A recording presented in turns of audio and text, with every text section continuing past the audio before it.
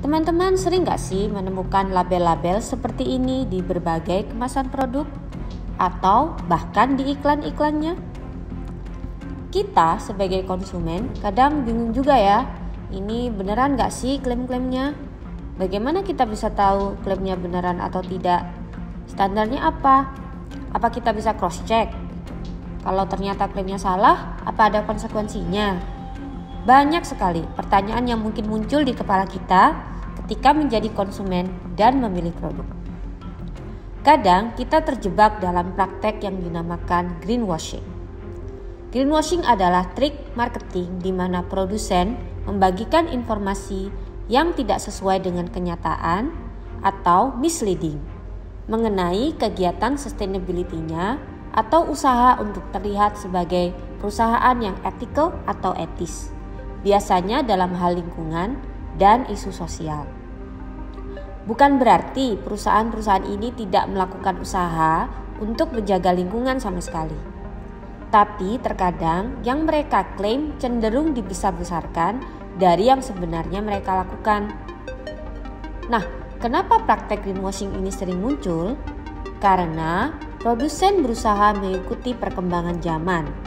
Dengan isu-isu lingkungan dan sosial yang sering diangkat saat ini, membuat konsumen semakin selektif dalam memilih produk yang dibeli. Menurut 2 studi perilaku konsumen berikut, McKinsey Studi menemukan bahwa 70% Generation Z atau yang lahir setelah tahun 1995 memilih untuk shopping green atau membeli produk dari produsen yang etis. Sedangkan Nielsen Study menemukan bahwa 73% generasi milenial mengkonsumsi lebih banyak merek yang sustainable atau berkelanjutan dan ramah lingkungan. Tentu saja hal ini membuat produsen berlomba-lomba untuk mengikuti perkembangan permintaan pasar tersebut. Sebenarnya, praktek greenwashing ini bukan hal baru, teman-teman. Istilah greenwashing sendiri pertama kali disebutkan oleh pengamat lingkungan J. Westervelt yang menulis tentang hal ini di jurnal literatur pada tahun 1985. Pada saat itu, beliau melihat bahwa resort yang tempat dia liburan mengaku ramah lingkungan dengan menghemat air dan mengajak para tamu untuk melakukan hal yang sama. Namun, di saat yang sama, resort tersebut sedang memperluas resortnya dan merusak hutan di sekitarnya.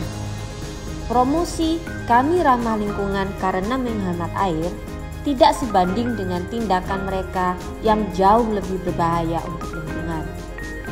Sejak saat itulah istilah greenwashing mulai dikenal.